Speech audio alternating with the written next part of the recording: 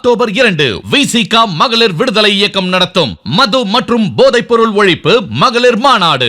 மதுவை ஒழிக்க, மனிதவளம் காக்க அணிதிரள்வோம் வாரி. உளுந்தூர்பேட்டையில் 2D என்டர்டைன்மெண்ட் சூர்யா ஜோதிகா தயாரிப்பில் பிரேம்குமார் இயக்கத்தில் கார்த்தி மற்றும் அரவிந்த் சாமி நடிக்கும் மெய்யழகன் செப்டம்பர் 27 முதல் உங்கள் அபிமான திரையரங்குகளில். நேற்று வந்து முதல்ல கொண்டாடுறாங்க. அப்ப இவரோட அனுபவம் உள்ளவங்க எல்லாம் பின்னாடி இருக்கிறாங்க. அவருக்கு துணை முதல்வர் பதவிக்கு தகுதியான்னு கேட்கறதுக்கு இவங்களுக்கு என்ன தகுதி இருக்கு? மகனை ரிசைன் பண்ணிட்டு நிக்க வைக்க வேண்டியதானே? எதுக்கு நீ மருமகளை கொண்டாந்து நிக்க வைக்கிறீங்க? அன்னைக்கு ராமதாஸ்க்கு எங்க போச்சு சமூக நீதி? குடும்பத்தை பத்தி பேசுறதுக்கோ வாரிசு அரசியல் பேசுறதுக்கோ ராமதாஸ்க்கு எந்த அருகதையும் இல்ல. முதலமைச்சர் மகன்கிறதுனால தான் இந்த பதவி. முதல்ல ஐயா ராமதாஸ் சமூக நீதி பத்தி பேசுறதுக்கு முன்னாடி இந்த ஒரு நிகழ்வு இருக்குல்ல, அதை அவர் கொண்டாடணும். அவர் கொண்டாட மனம் இல்லை. அவருக்கு புழுங்கி தள்ளுறாரு. ஐயா கலைஞர் இருந்தப்ப கூட 3 பேர்கள் தான் இருந்தாங்க. தொடர்ந்து அறிக்கை வெளியிட்டதுக்கு அப்புறம் ஒன்னு சேர்த்துருக்கீங்க. நிச்சயமா கிடையாது. அதாவது 4 அமைச்சர்களை வன்னியர் சமூகத்தில் தான் வரலாற்றிலே முதல் முறை. இதை விட ஒரு பெரிய சமூக நீதியை நிலைநாட்ட முடியுமா? ஒட்டுமொத்தமா இருக்கிற எல்லா பாட்டாளி மக்கள் கட்சிக்காரன் பூரா தர்மபுரியில மட்டும் போய் வேலை பார்த்தாங்களா? கூட்டணி தர்மத்துக்கு எங்கேயுமே வேலை பார்க்காம கொண்டு போய் ஒட்டுமொத்த பேரும் தர்மபுரியில போய் வேலை பார்த்து அப்பா முதலமைச்சர், மகன் துணை முதலமைச்சர். இந்த கட்சியில் அப்புறம் எப்படி ஜனநாயகம் இருக்கும்? முதல்ல அக்காவே வாரிசு. அந்த காவல்துறை எப்படி சிறப்பாக செயல்படும் சந்தேகமா இருக்கு. காவல்துறைக்கு பணிந்து பேச வேண்டிய அவசியம் ஐயா ராமதாஸுக்கு கிடையாது.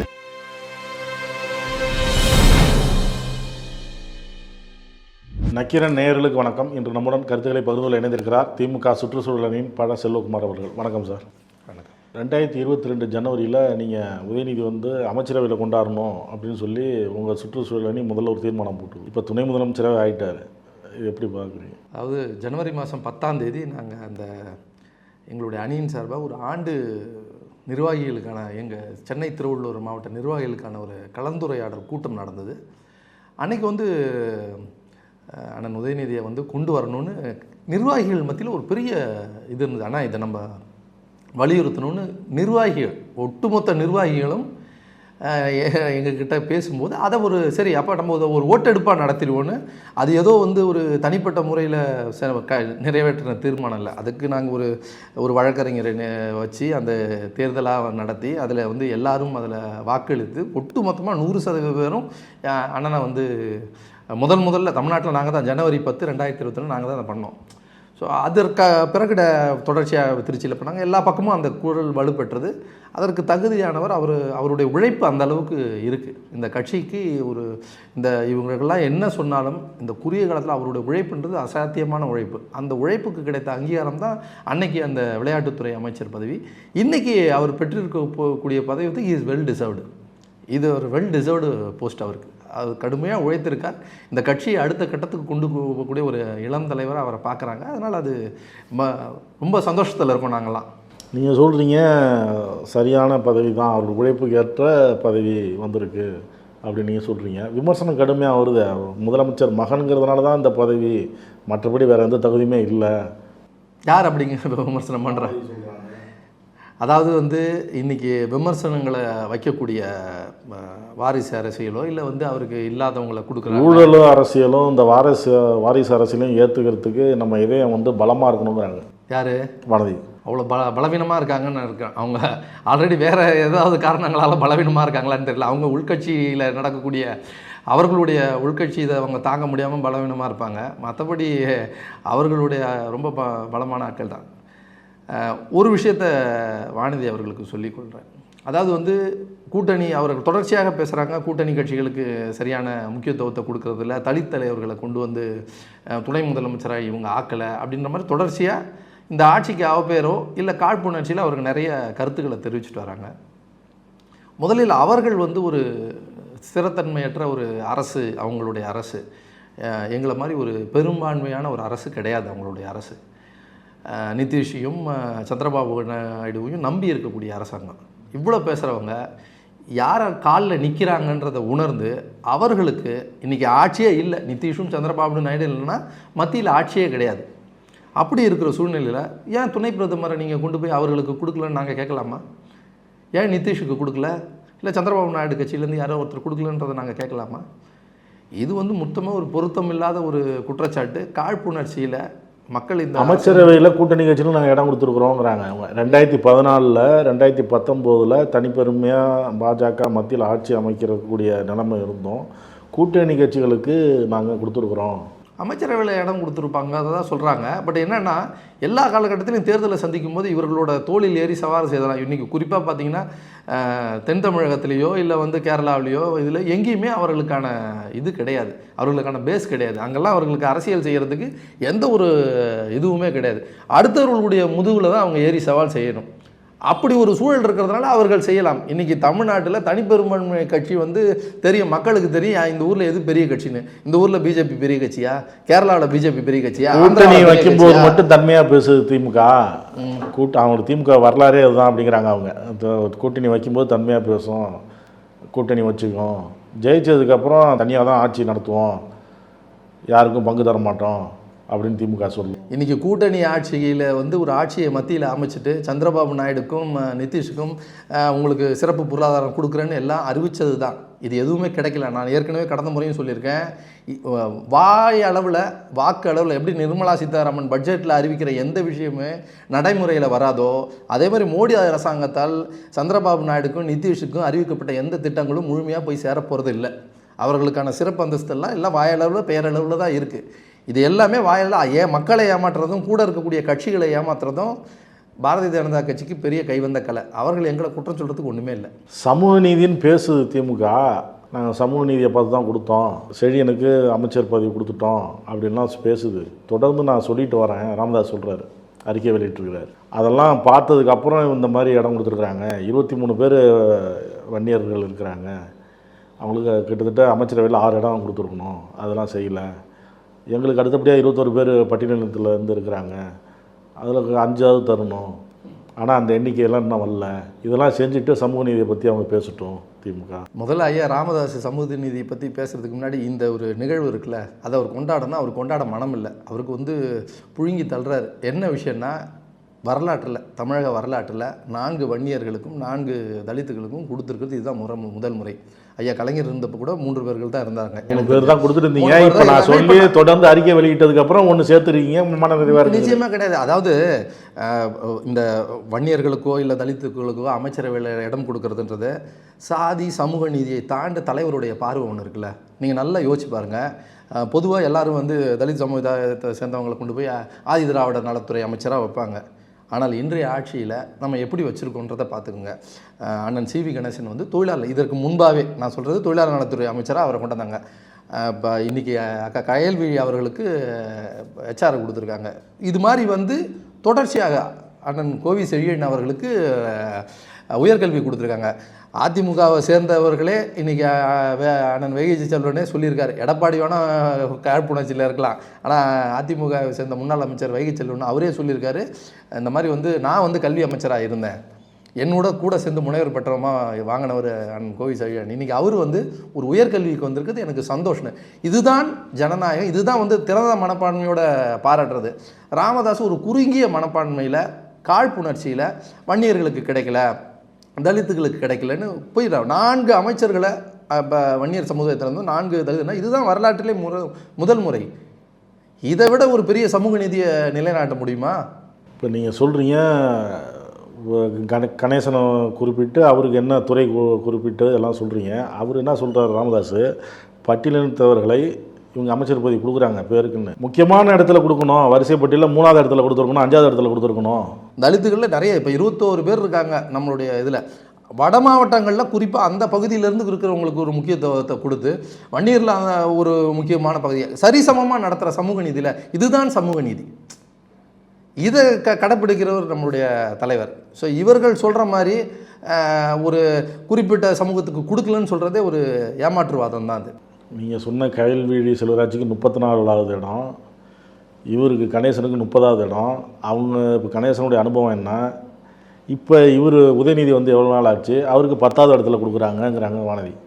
இதுதான் அவங்க சொல்கிறாங்க. சமூக நீதியை பற்றி பேசணும்னா இது எப்படி இதுதான் ராமதாஸும் தான் குறிப்பிடுறாரு. அவங்க வரிசையில் எத்தனாவது இடத்துல இருக்கிறாங்க, நேற்று அவர் முதல்ல கொண்டாடுறாங்க. அப்போ இவரோட அனுபவம் உள்ளவங்கலாம் பின்னாடி இருக்கிறாங்க.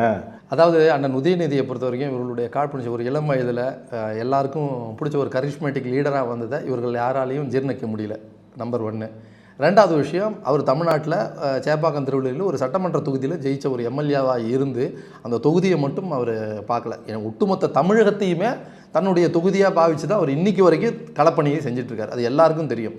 அது இதுக்கு முன்னாடி சட்டமன்ற தேர்தலுக்கு முன்பாக அவர் செய்த பரப்புரைகளாகட்டும், நாடாளுமன்ற பரப்புரைகளாகட்டும், உள்ளாட்சி தேர்தலுக்கு அவர் செய்த பரப்புரையாகட்டும், மத்திய அரசை எந்தெந்த நேரத்தில் கண்டிக்கணுமோ, நீட் எதிர்ப்பாகட்டும், எல்லா விஷயத்துலேயும், ஜிஎஸ்டி விஷயங்கள்ட்ட எல்லா சமயத்திலையும் தன்னுடைய எதிர்ப்பு முதல் ஆளாக பதிவு செஞ்சவர் அண்ணன் உதயநிதி. அப்படி இருக்கும்போது அவரை எந்த விதத்துலையாவது ஒரு எமர்ஜாயி ஒரு லீடராக வராரு. ஸோ அதை பிடிக்காத காழ்ப்புணர்ச்சியில் ராமதாஸோ வானதியோ பேசுகிறது இதை பொருட்படுத்தவே வேண்டான்றேன் நான். அவருக்கு துணை முதல்வர் பதவிக்கு தகுதியான்னு கேட்குறதுக்கு இவங்களுக்கு என்ன தகுதி இருக்குது? தன்னுடைய சொந்த மகன் எம்பியாக இருக்கார் நாடாளுமன்ற தேர்தலில், மகனை ரிசைன் பண்ணிவிட்டு நிற்க வைக்க வேண்டியதானே எம்பி தேர்தலில்? எதுக்கு நீ மருமகளை கொண்டாந்து நிற்க வைக்கிறீங்க? அன்றைக்கி ராமதாஸுக்கு எங்கே போச்சு சமூக நீதி? ஒட்டுமொத்தமாக இருக்கிற எல்லா பாட்டாளி மக்கள் கட்சிக்காரன் பூரா தர்மபுரியில் மட்டும் போய் வேலை பார்த்தாங்களா? கூட்டணி தர்மத்துக்கு எங்கேயுமே வேலை பார்க்காம கொண்டு போய் ஒட்டுமொத்த பேரும் தர்மபுரியில் போய் வேலை பார்த்து எங்ககிட்ட தோல்வியை தழுவினாங்கல்ல. குடும்பத்தை பற்றி பேசுகிறதுக்கோ இல்லை வாரிசு அரசியல் பேசுகிறதுக்கோ ராமதாஸுக்கு எந்த அருகதையும் இல்லை. அப்பா முதலமைச்சர், மகன் துணை முதலமைச்சர், இந்த கட்சியில் அப்புறம் எப்படி ஜனநாயகம் இருக்கும்? முடியாட்சி தான், முடியாட்சிக்கு திமுக போகுது தமிழிசை சொல்கிறாங்க. முதல்ல அக்காவே வாரிசு, அதை நான் இங்கே குறிப்பிடணும். அவருடைய தந்தையார் அவர் காங்கிரஸ் எந்த கட்சிக்கு சார்ந்து இவங்க இன்னொரு கட்சியில போய் பயணம் பண்ணி இந்த அளவுக்கு வந்திருக்காங்க. அப்படி இல்லை, அப்படி எடுத்துக்கூடாது. அதாவது ஒரு அரசியல் பின்புலத்திலிருந்து வந்தவங்க ஒரு அரசியல் கட்சியில் இருக்கிறாங்க, அவ்வளோதான். அவங்களுக்கு ஒரு அரசியல், அவர்களுக்கு நேரடியாக கிடைக்கப்பட்ட அங்கீகாரம். நான் அவங்க அப்பாவுடைய அவர் ஒரு நேர்மையான எங்கள் தலைவரால் மிகவும் போற்றக்கூடிய ஒரு நபர் அவர். ஸோ வாரிசு அரசியல்ன்றது அவர்கள் தகுதியே இருந்தால் மட்டும்தான் வாரிசுக்கு அரசியல் கிடைக்கும். நீங்கள் அப்படி பார்த்தா இந்த கட்சியில் இருக்கிற எல்லாருடைய வாரிசுக்கும் அரசியல் எழுதுவோம். நிறைய பேர் தொழில் பார்க்குறாங்க. எல்லா மாநிலங்களையும் அரசியலை தொட்டு அவருடைய வாரிசுகள் களத்தில் பணியாற்றி அதை ப்ரூவ் பண்ணி எல்லா இடத்துலையும் இருக்கு. மூத்த தலைவர்கள் கட்சியில் மூத்த தலைவர்களை மதிக்கலங்கிறாங்க. அவங்க வேற ஒன்றும் இல்லை, அது ஒரு பொய்யான குற்றச்சாட்டு. ஒருத்தர் ஜாமீன்லேருந்து வராரு, வந்த உடனே அவசர அவசரமாக பதவியேற்பு விழா நடக்குது. அப்படி என்ன அவருக்கு முக்கியத்துவம் தரணும் செந்தில் பாலாஜிக்கு? அதாவது அண்ணன் செந்தில் பாலாஜியை பொறுத்தவரை இந்த கட்சிக்காக ஒரு தலைவரே அதை தியாகம் தான் சொல்லியிருக்காரு. ஒரு நீண்ட நெடிய பயணம், ஒரு பொய் வழக்கில் கிட்டத்தட்ட 471 நாள் அவர் சிறையில் இருந்திருக்கார். அவருடைய மன உறுதியை பல வகைகளை குலைக்கிறதுக்கும் அவரை முயற்சிகள் எடுத்தாங்க. மத்திய அரசு என்னென்ன கொடுமையெல்லாம் அவருக்கு செஞ்சுதுன்றதை நாடே பார்த்தது. ஒரு தனி மனிதன் மேலே எவ்வளவுக்கு அளவு அடக்குமுறை எழுவ முடியுமோ அவ்வளோ அடக்குமுறைனா, அந்த அடக்குமுறைகளுக்கு அஞ்சாமல் கழகம்தான் எனக்கு பெரிதுன்னு நின்றவர் அண்ணன் செந்தில் பாலாஜி. அந்த வகையில் அவர் போற்றப்பட வேண்டிய உன்னுடைய மன உறுதி போற்றுதலுக்குரியதுன்னு தலைவர் சொல்லியிருக்கார். நாங்களும் அப்படி தான் பார்க்குறோம். அவருக்கு கிடைத்த அங்கீகாரம்ன்றது அவருக்கு அதே துறையை கொடுத்ததுன்றது தலைவருடைய மிகப்பெரிய சவால். அந்த பதிவு போட்டார்ல முதலமைச்சர், அந்த பதிவு போட்டதுக்கு தான் கடுமையான விமர்சனம் வருது. இல்லை, அதை வெளியில் இது ஒரு பெரிய தியாகம்னு சொல்கிறாங்களே, தியாகங்கிற வார்த்தையை போய் இப்படி சொல்கிறாங்களே அப்படின்னு எடப்பாடி சொல்கிறாரு, வானதி எல்லாருமே சொல்கிறாங்க. அதாவது இவர்கள் எடப்பாடி அவர்கள் கட்சியில் மத்திய அரசால் மிரட்டப்பட்ட போது அந்த கட்சி எத்தனை துண்டுகளாக உடைந்திருக்கிறதுன்றதை உலகத்துக்கே தெரியும். டிடிவி யாரால் மிரட்டப்பட்டார், ஓபிஎஸ் யாரால் மிரட்டப்பட்டார், சசிகலா யாரால் மிரட்டப்பட்டார், அந்த கட்சி இன்றைக்கி 4 துண்டு 5 துண்டு ஆனதுக்கு யார் காரணன்றது உலகத்துக்கே தெரியும். இவர்களெல்லாம் இவ்வளோ மிரட்டலுக்கு ஆளாகி தனித்தனியாக போய் அந்த கட்சி 4 சுக்குநூறாக போனபோது தன்னுடைய மன வலிமையால் 471 நாள் சிறைவாசம், எவ்வளவு அவருக்கு அந்த உடலை பொருட்படுத்தாமல் எவ்வளோ கஷ்டங்களுக்கு நடுவில் கட்சி தான் பெரிதுன்னு நின்றவருக்கு இது ஒரு மிக அங்கீகாரமாக பார்க்குறோம். இதை வரவேற்கிறோம். தொண்டர்கள் முழுவதும் இதை வரவேற்கிறோம். அதான் இப்போ அவர் என்ன ஒரு ஜாமீன்லாம் வெளில வந்திருக்கிறாரு, அது நிபந்தனை ஜாமீனில் தான் வெளில வந்திருக்கிறாங்க. இப்படி இருக்கும்போது அந்த நிபந்தனைகளை சரியாக பின்பற்றுகிறாரா என்பதை காவல்துறை, தமிழக காவல்துறை கண்காணிக்கணும்.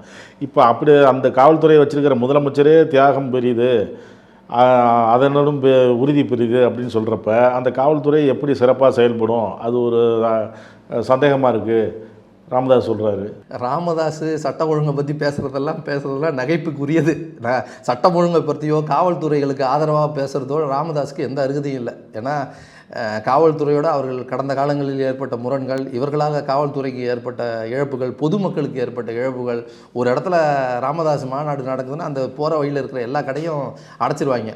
ஏன்றது எல்லாருக்கும் தெரியும். போயிட்டு அவங்க பாட்டும் என்ன பண்ணிட்டு போவாங்கன்றது தெரியும். ஸோ அந்த அளவுக்கு காவல்துறைக்கு பணிந்து பேச வேண்டிய அவசியம் ஐயா ராமதாஸுக்கு கிடையாது. ரெண்டாவது அவர் அண்ணன் செந்தில் பாலாஜியை பற்றி சொன்ன விஷயத்துக்கு வரேன். இந்த ஒரு கடினமான ஒரு சூழ்நிலையை தாண்டி இந்த இடத்துக்கு அண்ணன் அந்த மன உறுதியோடு இன்றைக்கி பயணித்ததுக்கு முதலமைச்சர் கொடுத்த அங்கீகாரம் அது. அதை ஒட்டுமொத்த கட்சி தொண்டர்கள் அதை வரவேற்கிறாங்க. இவர்களுக்கு இருக்கக்கூடிய இந்த பிரச்சனைன்றது வந்து அவரை கண்டு அஞ்சுகிறார்கள். ஏன்னா அவருடைய அரசியல் ஸ்ட்ராட்டஜி எப்படி இருக்கும், அவருடைய இது என்ன, இப்போ வரக்கூடிய 26 தேர்தலுக்கு கொங்கு மண்டலத்தையே எப்படி அவர் பண்ண போகிறாரு, என்ன மாதிரி அவர் வியூகம் வகுக்க போகிறாருன்றது இப்போயே அவரை கொண்டு பயப்படக்கூடிய ஆட்கள் தான் இந்த மாதிரி உளறிட்டு இருக்காங்களே ஒழிய அவருக்கு கிடைத்த அங்கீகாரம்ன்றது சரியான அங்கீகாரம். தேர்தல் பத்திர விவகாரம் கடந்த நாடாளுமன்ற தேர்தலுக்கு முன்னாடி பெரிய அளவு பேசு பொருளாக இருந்தது. உச்சநீதிமன்றம் வரைக்கும் போச்சு. உச்சநீதிமன்றம் பல்வேறு கேள்விகளை எழுப்பிச்சு. அதெல்லாம் எல்லாருக்கும் தெரிஞ்சது தான். இப்போ அந்த தேர்தல் பத்திரம் வந்து மிரட்டி பாஜக நன்கொடையாக வாங்குச்சு அப்படின்னு சொல்லி கர்நாடக மாநிலம் பெங்களூரில் நிர்மலா சீதாராமனுக்கு எதிராக இப்போ நீதிமன்றத்தில் போயிருக்கிறாங்க. அதாவது தேர்தல் பத்திரங்களை பொறுத்த வரைக்கும் இது அப்பட்டமாக எல்லாருக்கும் தெரிந்த உண்மை. இங்கே இருக்கக்கூடிய தொழில் முனைவோரை மிரட்டி, தொழிலதிபர்களை மிரட்டி பாஜக என்ன பணம் வாங்குச்சு, அதை பணம் வாங்குறதுக்கு அதை வரைமுறைப்படுத்துவதற்காக கொண்டு வரப்பட்டது. பாஜக மட்டும் வாங்கலை, எல்லா கட்சியும் வாங்குச்சு. அது அந்த ஒட்டுமொத்தமாக இவங்க எவ்வளோ வாங்கினாங்க, மற்றவங்க எவ்வளோ வாங்கினாங்கன்றது இருக்குது. அதை நடைமுறைப்படுத்துறதுக்காக அவர்களுக்கு சலுகை செய்வதற்காக தான் அந்த தேர்தல் பத்திர நடவடிக்கையை கொண்டு வந்தாங்க. அதில் வழக்கு நிர்மலா சீதாராமன் மேலேயே வழக்கு போடணும், அவர்களை அந்த இதில் சேர்க்கணும்னு சொல்லி அந்த நீதிமன்றம் சொல்லியிருக்கு. பார்ப்போம். இது முழுக்க அவர்களுக்குள்ளே பணம் பிரிக்கிறதுக்குள்ளே வந்த சண்டை. இதை பற்றி பெருசாக கருத்து சொல்கிறதுக்கு இல்லை. பதவி விலகணும்லாம் சொல்கிறாங்க. அதாவது பதவி விலகணும் நிர்மலா சீதாராமன் அதுக்காக இல்லை. இது மாதிரி 1000 காரணம் மக்கள் விரோத அரசை நடத்துறதுக்கும், மக்கள் வணிகர்களுக்கு விரோதமான ஜிஎஸ்டி மற்ற இந்த நாட்டில் இருக்கிற எல்லாரையும், வியாபாரிகள், இங்கே இருக்கக்கூடிய தொழில் முனைவர் எல்லாரையும் வஞ்சிக்கிறதுக்கு ஒரே காரணத்துக்காகவே நிர்மலா சீதாராமன் பதவி விலகணும். இந்த காரணத்துக்காக விலகணும். ஒட்டுமொத்தமாகவே இது ஒரு மக்கள் விரோத ஒன்றிய அரசு தான் இது. அதில் அவங்க எந்த விதத்துலையும் தேர்தலையே சந்திக்காமல் புறவாசல் வழியாக வந்து இந்த நாட்டை கட்டுப்படுத்துகிற முயற்சி இருக்குல்ல, அந்த அவா வந்ததுக்கு எவனோ ஒரு அவா வந்து கேஸ் போட்டிருக்கேன். நடக்கட்டும். கருத்துக்களை பகிர்ந்ததற்கு நன்றி சார். நன்றி. உங்கள் நக்கீரன் இதழில் கதாசிரியர், தயாரிப்பாளர், இயக்குனர் என பன்முகம் கொண்ட திரைக்கலைஞர் VC குகநாதன் எழுதி வரும் சினிமா கொட்டகை பரபரப்புக்கு பஞ்சமில்லா தொடர். வாங்கி படியுங்கள். நக்கீரன். நக்கீரன் டிவிக்கு சப்ஸ்கிரைப் செய்யுங்கள். உங்கள் ஆதரவே எங்கள் பலம். ஆசிரியர்களுக்கு நண்பனாகவும் மாணவர்களுக்கு ஆசானாகவும் திகழும் தேர்வு வழிகாட்டி. ஒவ்வொரு பாடத்திற்கும் அனுபவமிக்க ஆசிரியர்களின் துல்லியமான தெளிவான விடைகள். CNC இருக்கு, தேர்வு பயம் எதற்கு? இது தீரன் பப்ளிஷிங் ஹவுஸ் விற்பனை வெளியீடு.